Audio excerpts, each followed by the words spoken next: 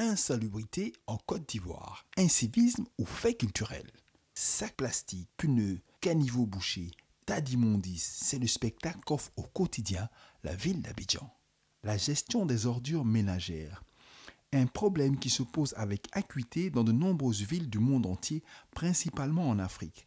La Côte d'Ivoire n'est pas en reste. Abidjan, la capitale économique, croule sous les déchets. Des tas d'ordures ménagères s'amoncellent heure par heure dans les rues et les ruelles des communes. Bon, au niveau des déchets que les gens déposent un peu partout, je pense que c'est dû aussi. Je pense que c'est la mairie en fait, qui ne joue pas vraiment son rôle.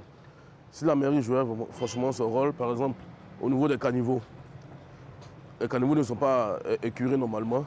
Et lorsque les gens ne savent pas où mettre les ordures, ils trouvent un endroit qui est propice, ils déposent les ordures une fois, deux fois, et puis ça devient un lieu de dépôt d'ordures, des ordures. Oh, un dépotoir. Or, ce lieu n'est pas ménagé pour pouvoir recevoir ces dépôts. Ça peut porter atteinte à la santé des populations, des riverains qui sont aux alentours, les moustiques, le choléra et autres. Puisque lorsqu'il pleut, les eaux restent. Et les eaux drainent tous ces déchets-là.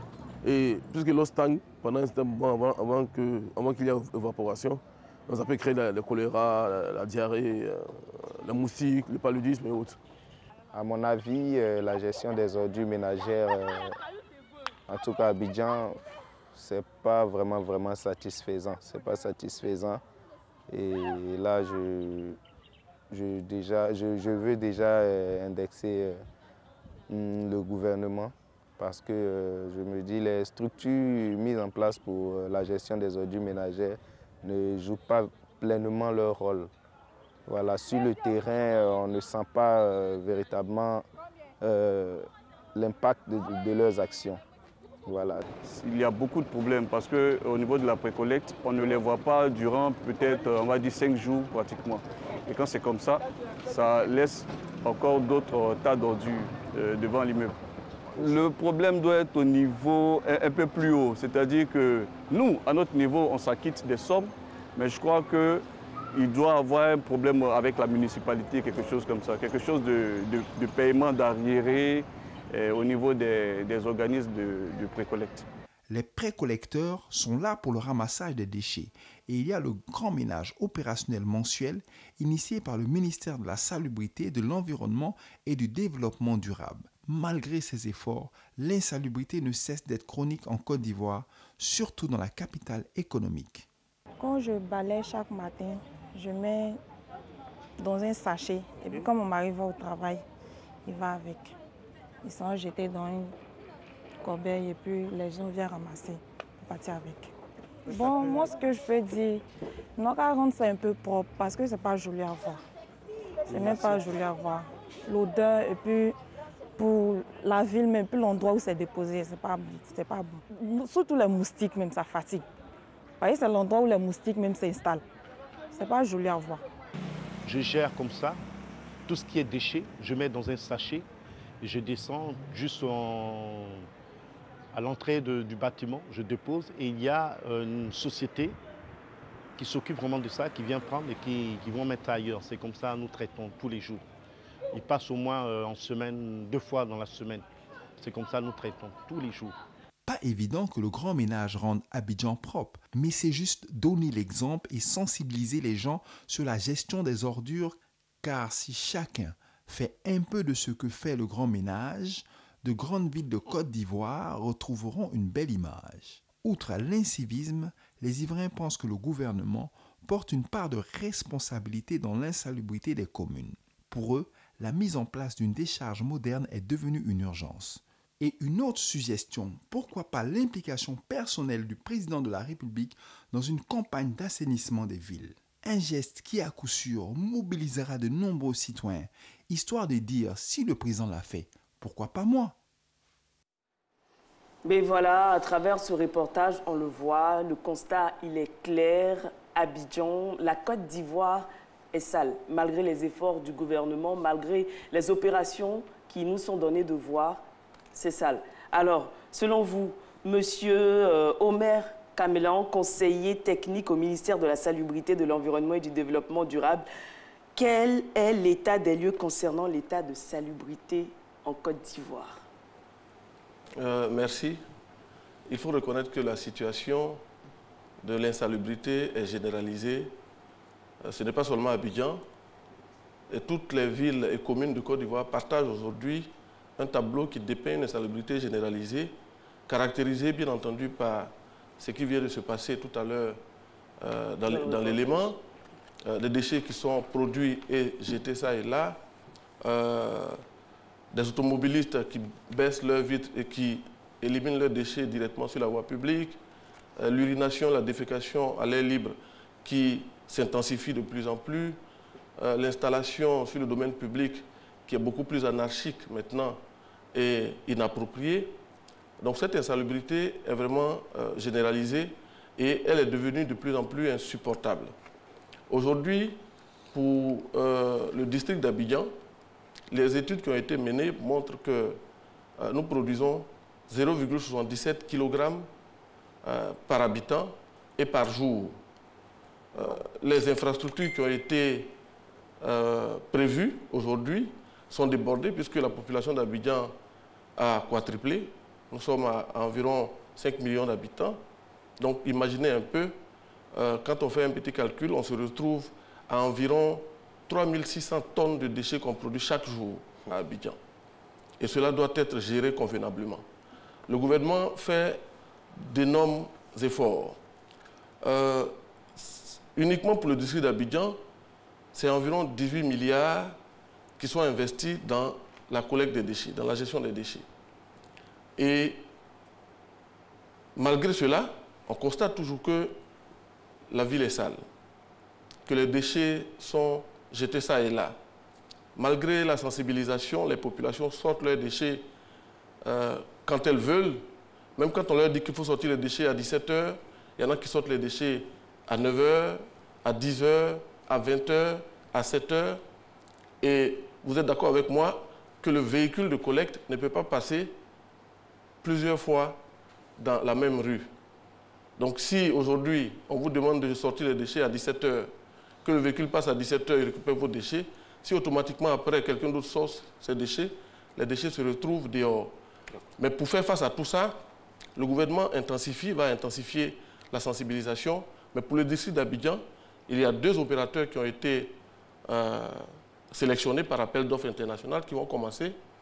Et ces efforts, tenez-vous bien, dans le cadre de l'investissement, vont passer de 18 milliards à presque 45 milliards pour Abidjan, rien que pour Abidjan.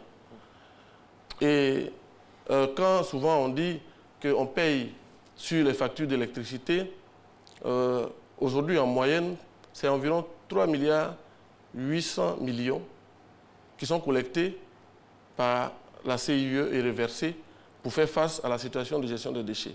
Vous voyez, entre 3,8 milliards et 45 milliards, rien que pour Abidjan, ça ne peut pas faire l'affaire. Donc, il y a beaucoup d'efforts à faire, surtout au niveau de la population, au niveau de nos incivilités. Il faut respecter les règles prescrites, il faut sortir les déchets quand il faut. Et si chacun fait un petit effort à son niveau, éviter de jeter les déchets là où il ne faut pas, je pense que de proche en proche, on pourra rendre beaux nos boulevards, nos avenues, et puis nos quartiers, nos villes et notre pays. D'accord, M. Camelan. Docteur, oui. Le chapelet de griefs, donc la litanie est longue. Hein? On a l'urination, défécation dans le domaine public, on jette n'importe quoi à travers la voiture. Est-ce que l'Ivoirien a toujours été comme ça? Est-ce que ça a toujours été ces attitudes-là qu'on a, contrairement par rapport à la salubrité ou l'insalubrité? Bien, bon, c'est un peu d'un tenant, c'est difficile de donner une réponse comme ça, parce que si nous nous rappelons, pendant la colonisation, nous avons beaucoup lu, on nous a beaucoup fait comprendre, du moins les Occidentaux qui sont arrivés, de parler de sale nègre. C'est vrai que c'est choquant, mais qui dit salubrité, dit hygiène, dit propreté, dit peut-être absence de promiscuité, dit par exemple ne pas uriner partout, ne pas cracher partout, parce que eux-mêmes, vous l'avez dit dans l'élément, ça impacte directement la santé. De telle sorte qu'on ne peut pas le dire comme ça, mais si on retourne à l'Afrique traditionnelle, dans nos villages, la responsabilité du cadre de vie immédiat, tel que la case, les alentours nettoyés, éviter de déféquer autour, etc., c'est quelque chose que l'Africain connaissait et qu'il pratiquait. Donc, traditionnellement, vous allez dans nos villages, si les gens ne sont pas devenus paresseux, ils sont naturellement propres. Oui, nos villages sont propres. Hein, exactement. Très, très propres. Donc, c'est une question de responsabilité. Ce n'est pas le blanc qui va venir nous montrer l'hygiène et la propreté. Nous la connaissions déjà.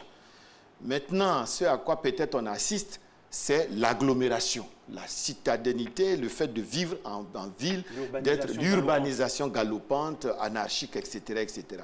Mais cela, si vous êtes vraiment bien éduqué, entre guillemets, c'est ce qu'on appelait civilisé. Si vous êtes civilisé, vous ne posez pas des actes qui impactent automatiquement la santé du groupe. Parce que jeter ses ordures sur la voie publique, ne pas se débarrasser correctement de ses eaux usées, etc., etc., ça, c'est une interpellation individuelle, personnelle, qui cherche dans notre éducation de base. Savoir qu'il y a un endroit pour déféquer, un endroit pour uriner, un endroit pour déposer ses ordures, cela dépend comment nous avons été éduqués. Parce que notre santé nous incombe d'abord. Et ensuite, la santé de tous dépend de la santé de chacun. Donc, vous voyez qu'il y a toute une démarche.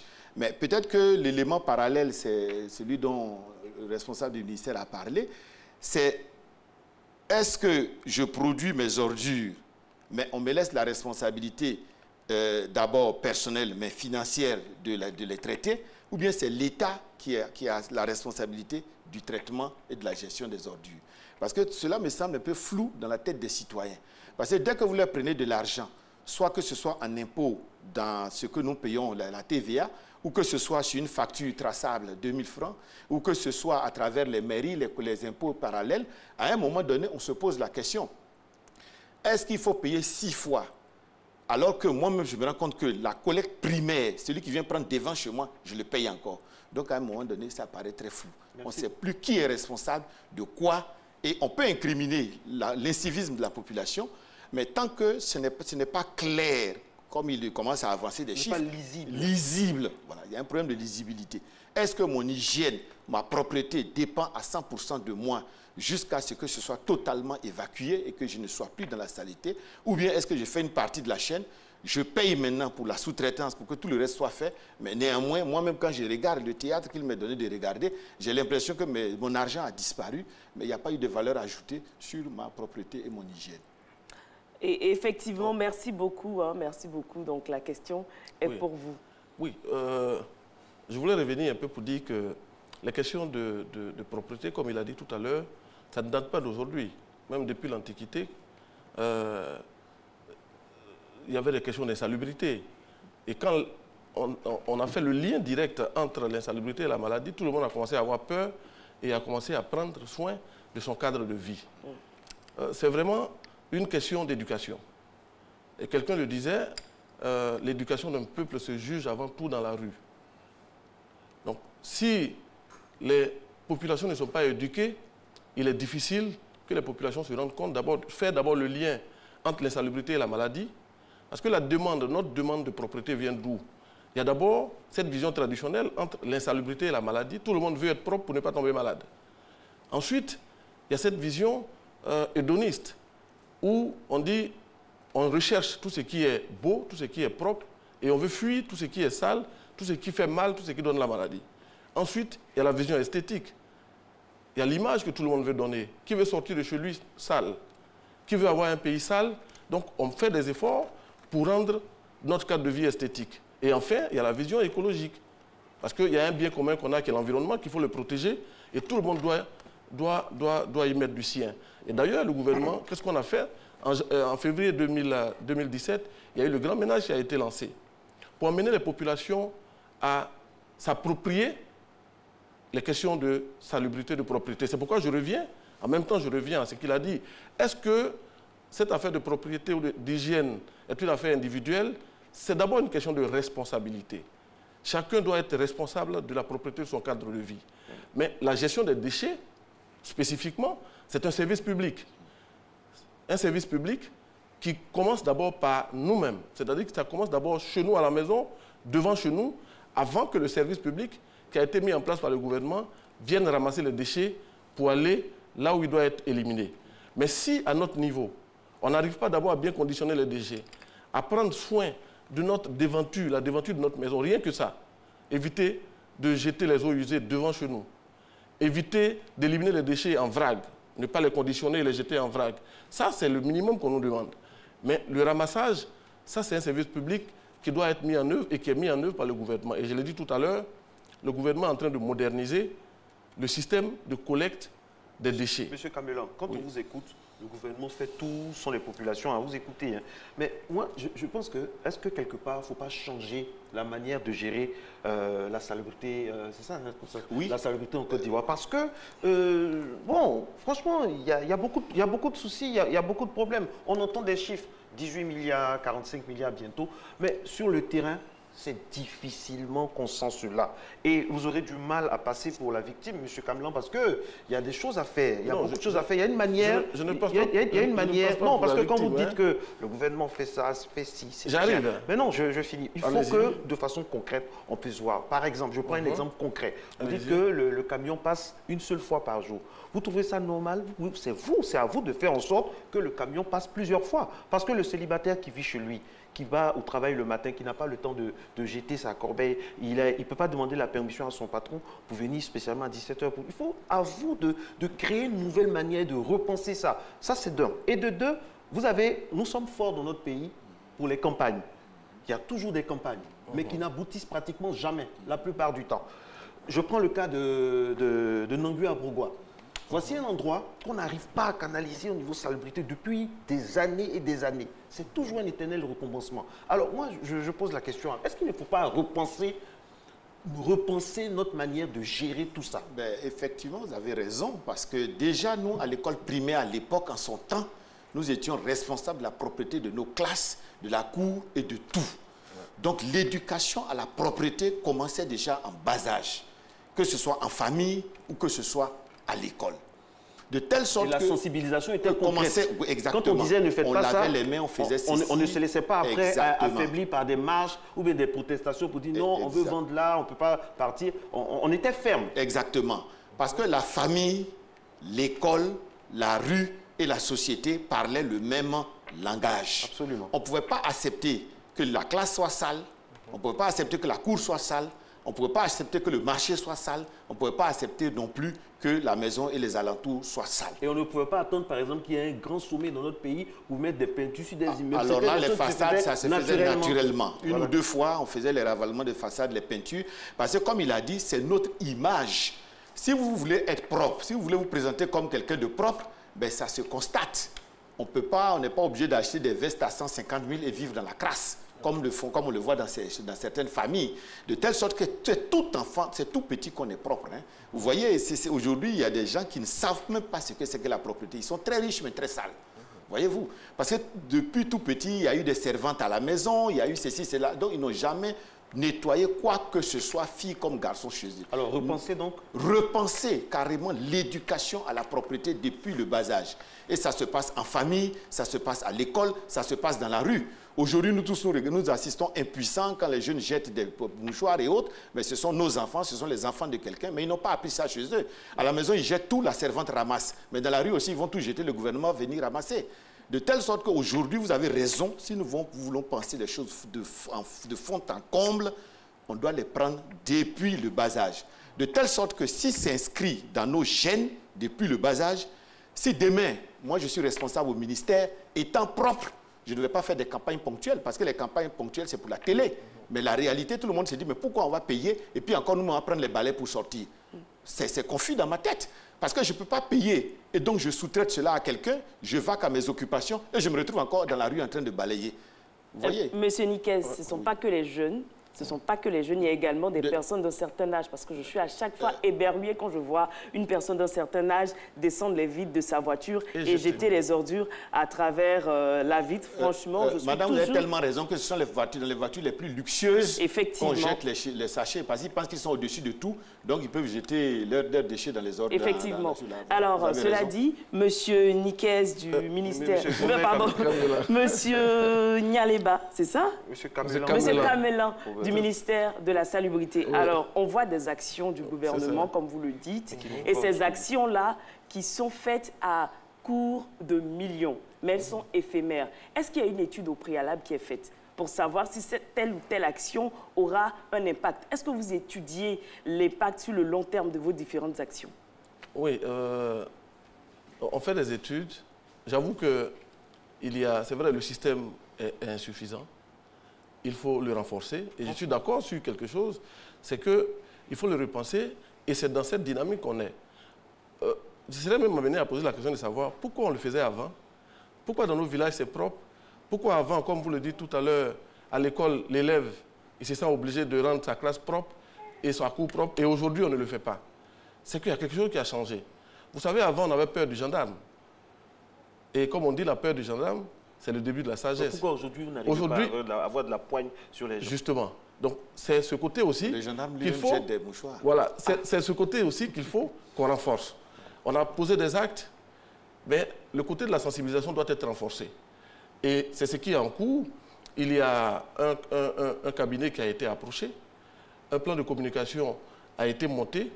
Vous savez, la communication, ça coûte cher. La RT, vous savez que ça coûte cher de faire passer les messages. Mais une autre chose, c'est que la population se dispose à écouter. Parce que les pays qu'on cite en exemple, là, sont passés par là, là où on est. Justement. On mis de l'argent, on sensibilisé, mais on réprimé. Mais justement, ces pays-là sont passés par là, aujourd'hui ils sont propres. Pourquoi ne pas prendre exemple sur eux? Et surtout prendre exemple sur la fermeté de ces pays. Parce que nous, dans nos pays ici, honnêtement, il faut le dire, on politise tout. Il y a un certain laxisme, nous sommes des spécialistes dans les enquêtes qui n'aboutissent jamais, dans des opérations qu'on laisse en cours de chemin. Il faut prendre le taureau à bras le corps parce que...